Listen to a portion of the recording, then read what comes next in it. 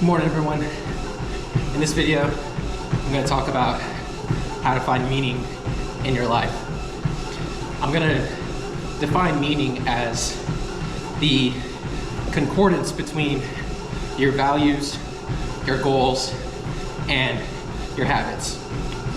I think meaning is important because as I'm studying in school, as I'm listening to people like Jordan Peterson and John Vervaeke and Ian McGilchrist, I'm coming to learn more and more that meaning is a viable antidote to suffering, to many forms of suffering.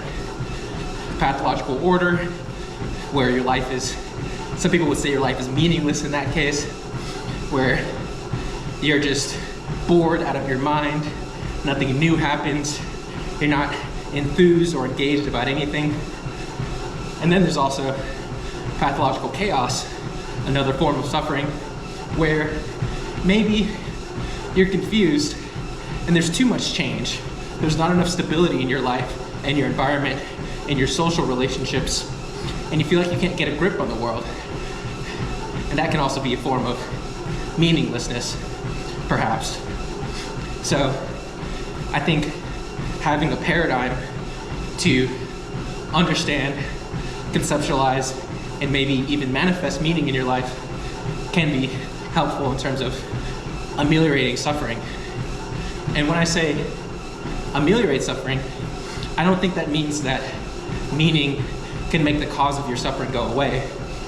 I think that it can make you into someone who's capable of confronting the suffering and accepting it.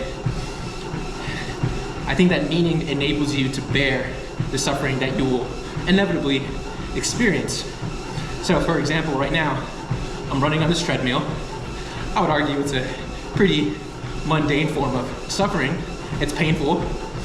I would rather not be doing it, honestly, but it's a habit that I run 6 days a week because I've set the goal of running a marathon in under 2 hours and 50 minutes in a few months. And that goal is in alignment with my values of trying to be a healthy person, of someone who wants to be an example for my wife, my friends, my community, my future kids. And so it's that synchronicity between my current behaviors, my goals, and my values that makes this run meaningful, and therefore I can bear it. And there are times where I actually want to do it, and that it's actually enjoyable. So that's just an example that came to mind. So let's talk about meaning. Let's first start with your values. Well, your values are, you can think of them as a set of preferences, and given that we have limited attention, limited time, limited energy, we have to choose how we spend our attention, what we attend to in the world. We have to choose our behaviors, our perceptions. And when you have to choose, given your limited resources, that means that there's a criteria by which you prioritize your attention. And whatever that criteria is, it's your value hierarchy. It's you weighting different phenomena or behaviors over or under others. It's your preferences. So one of the ways that you can learn what you value and try to understand your value hierarchy is by watching your behaviors. Well, where do you spend your time? What do you attend to? What do you spend most of your time perceiving in the world? Now, another way to understand your values is through your emotions. I would say that your emotions signify aspects of your value hierarchy, where positive emotion tells you things that you want and that you prefer, and negative emotion tells you things that you don't prefer. I don't want to collapse meaning into emotions and say that meaning is just the increasing of positive emotion and the decreasing of negative emotion. I don't think so. I think that meaning is really the balance between positive and negative emotion. But all of that just to say that you can look at your life and see Well, when do you feel positive emotion? Hopeful, enthusiastic, engaged. And you can look at what's going on in the context, who you're around, what you're doing, what's going on in the environment, or even internally that fills you with this positive emotion. And that's an indicator of your values. And then the same thing occurs with your negative emotion. What are the things that you're afraid of?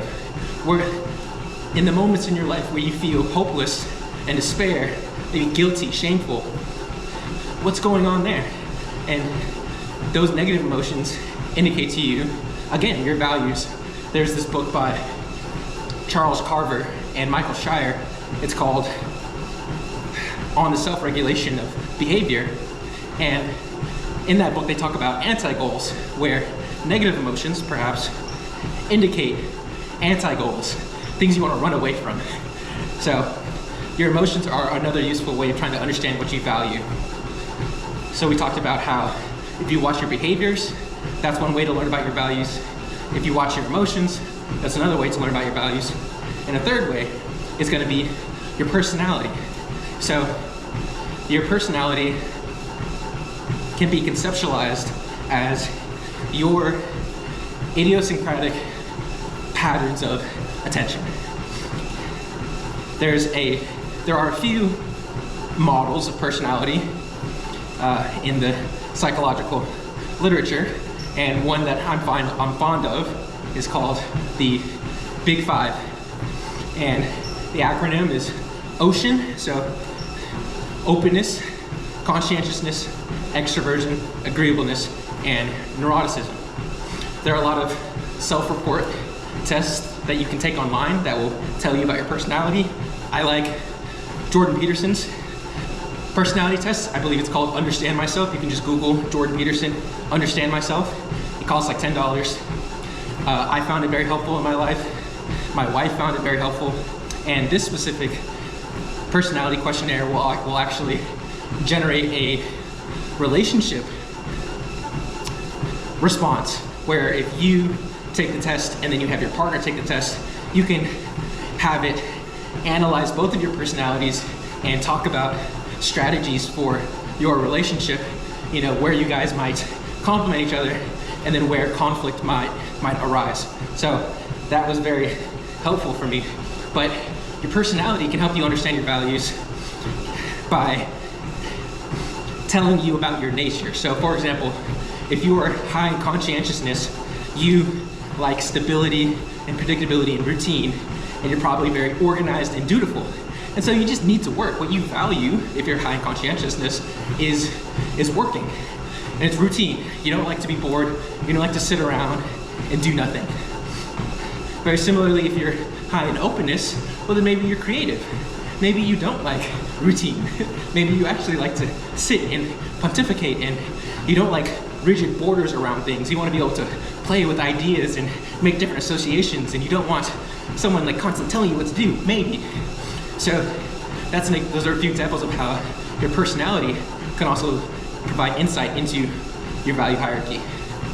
So we talked about values.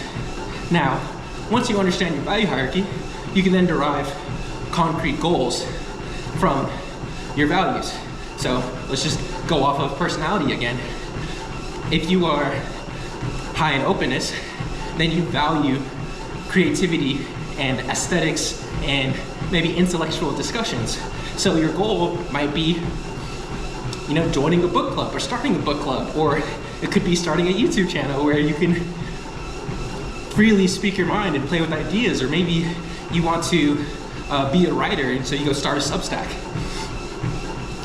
From your values, you can derive concrete goals that will orient your perceptions and behaviors, and it'll also regulate your emotions, because once you set a goal, that's where positive emotion can kick in, particularly if the goal is related to your values, because you will feel positive emotion as you see yourself making progress towards that goal. So, I value creativity. I'm a hyper open person, so I'm going to start reading a whole bunch of books on literature to get a better grasp of these fundamental ideas that make up our culture. So I'm gonna go buy Crime and Punishment by Dostoevsky, and I'm gonna start reading it. And, you know, you could try it, and hypothetically, as you're buying the book, you're gonna anticipate the book coming, you're gonna be excited when you get it, you're gonna enjoy reading through it, and then you're gonna generate a whole bunch of different ideas from reading that book, and then you're gonna wanna buy 3 more books, and you go on from there. So, from your values, you wanna set a concretized goal. And after you set a goal, you then wanna make a plan. And the plan is, well, how you achieve that goal, and that really relates to the habits that you'll create for yourself that really make up your life. You can think of your life as just an iteration of consistent habits, and those habits can be good habits and they can be bad habits. They can lead you towards your goals, or they could lead you towards your anti-goals, or away from those goals and those things that you value. There's a great book by James Clear called Atomic Habits that I recommend everyone read if they want to learn how to generate and develop and maintain good goals or good habits as well as good goals, and also how to get rid of your bad habits that you have that are detracting from your goals.